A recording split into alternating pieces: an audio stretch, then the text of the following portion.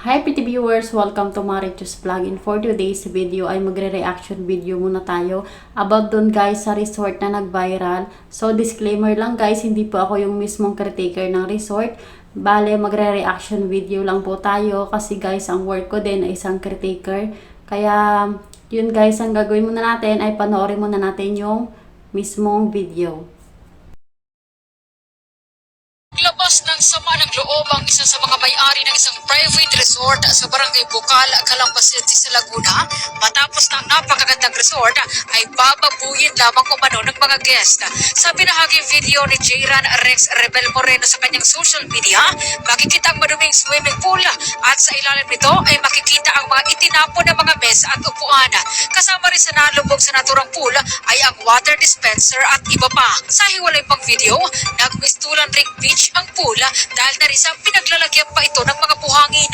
Sa isa pang video, makikita na maging ACR ay nagkalat rin ng dumi. Sa tulong ng CCTV camera sa lugar, nakunang pa ang buong kaganapan. Makikita ang nasa likod nito ay ang mga bisita sa naturang pribadong resort. Nakunan din ang kaganapan ng pagsisigaw nito at paano itinapon ang mga gamit sa swimming pool.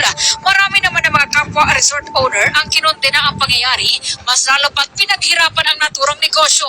Nakikipag-ugnayan na rin ito sa PNP para mapanagot ang nasa likod ng kaganapan, mas lalo pat malaking halaga ang naperwisyo sa kanila. Yun guys. So, bali guys, sa buong taon din na pagiging caretaker ko, I thanks God na hindi pa ako nakakaranas ng ganun at hindi pa ako guys nakaka-encounter ng ganung customer. Marami na ako guys na-encounter na iba't ibang customer, iba't ibang pag-uugali. Pero guys, wala pa ako na-encounter ng ganung ugaling customer guys. Kaya thank you talaga kay God. So, napanood ko tong video na to guys kagabi. Nag-scroll ako sa Facebook. Tapos ngayong araw napanood ko din. So, naisip kong gawa ng reaction video to. Dahil guys, ang trabaho ko din ay isang caretaker din ng resort. Bali guys, dito guys sa Calamba, Laguna, sa mga hindi po nakakaalam, dito po matatagpuan yung napakaraming resort na pwede nyong i-rent kapag may mga event kayo. May mga hot spring at natural water. So guys, proceed tayo guys sa video. Bilang isang caretaker na kapanghina na makikita mo na yung resort na palagi mong nililinis, yung resort na mini-maintain mong linisin sa araw-araw. Tapos isang gamitan lang ng customer, makikita mong ganun kaagad. Ganun kaagad guys, yung kalat. Sa video guys, nakita ko umaga sila naglilinis. Hindi ko ma-imagine guys na paano kung gabi lumabas yung customer. Paano nila lilinisin ng maayos yun. Kasi kung gabi lumabas guys yung customer, matatagalan sila bago sila matapos sa paglilinis. Nakita ko guys sa video na initsa nila yung mga upuan. Tapos sa swimming pool, nakaitsa na rin guys yung table. Ang ano dun guys, yung table and chair ay white pa naman guys. Didigi talaga guys yung dumi dun. Tapos may mga nakita pa akong bote ng alak na nakaitsa sa swimming pool. For sure guys, may mga nabasag din dun. At hindi talaga sa kanila guys nakalampas yung water dispenser guys na nasa tabi na nga. Talagang binuhat pa ng isang lalaki at initsa pa sa swimming pool.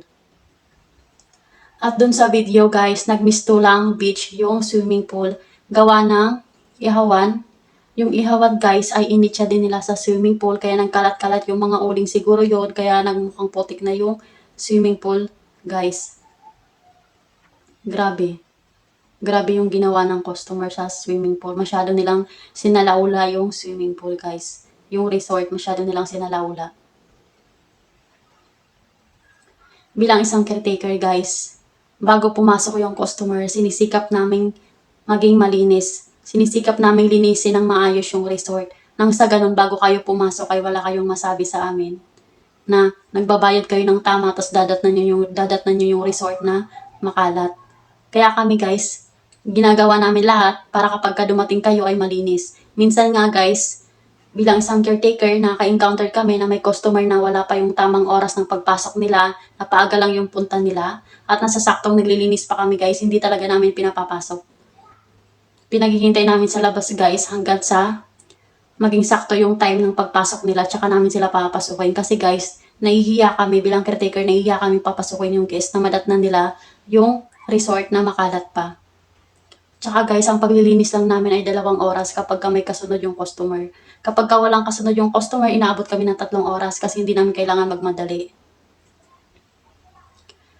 Pero guys, kapag ka ganun kakalat yung resort, ganun binaboy talaga yung resort guys. Para kang naglinis ng simula umaga hanggang hapon. Para ka nag-general cleaning simula umaga hanggang hapon, tapos inulit mo guys kinabukasan. Ganon guys yung dating ng paglilinis kapag sobrang ganun kakalat. Kasi guys, sa swimming pool, didikit din doon guys yung uling na galing sa ihawan, sa mga tiles, didikit yun guys sa swimming pool. Kailangan talaga guys ay kuskusin ng maayos yun.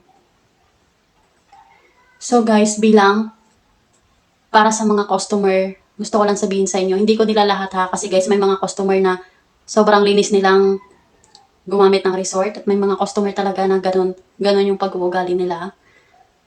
Para sa customer na mga ganong pag-uugali, gusto kong sabihin sa inyo na kung ganun yung ugali nyo, mas okay na kung pumirmi kayo sa bahay nyo at doon kayo mag-chill-chill. Doon kayo magsigawan, walang mangingialam sa inyo. At higit sa lahat guys, wala kayong mapiperwisyong caretaker or resort. Wala namang masamang mag-enjoy. Kahit guys, magsigawan kayo, kahit mag-video okay kayo magdamag, walang kaso sa amin yun. Walang problema yun. Kasi guys, hindi naman na mahigpit ngayon dito tulad dati nung pandemic na mahigpit talaga na yung pagbibideo okay ay may oras. Pero ngayon guys, kahit magsigawan kayo, kahit mag-video okay kayo magdamag, walang problema sa amin yun. At bilang caretaker, hindi kami nag-i-expect na pagpasok nyo malinis yung resort, tapos aalis kayo malinis yung resort. Hindi kami doon nag-i-expect guys. Kasi expect namin na makalat yung resort talaga kasi wala na kayong time na magligpit ng kalat. Kasi nga, nandun kayo para mag-enjoy. Pero sana, palagi nyo tatandaan na nirent nyo yung resort para mag-enjoy kayo. Hindi yung nirent nyo yung resort para babuyin nyo ng ganun. Kasi guys, negosyo yun eh.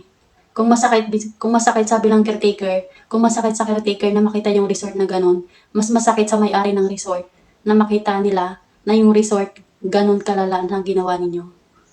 Yun guys.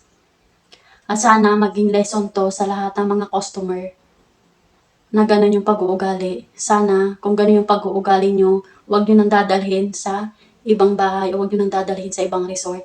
Manghiram-hiram muna kayo guys ng pag-uugali kung ganun yung mga ugali nyo, manghiram-hiram muna kayo ng pag-uugali. Hindi naman yun kung 22 hours, di manghiram kayo ng ugali ng 22 hours. Diba? Ganun lang kasimple yun. Wala namang masamang disiplinahin natin yung sarili natin paminsan-minsan. Yun guys, at sana may natutunan kayo. Dito na magtatapos ang ating video at maraming salamat sa pagtapos ng video natin. At respetuhin natin ang lahat. Maliit man yung trabaho nun or mataas, respetuhin natin lahat yun guys kasi lahat yung pinaghihirapan. Yun guys, bye-bye. See you sa next vlog. Thank you.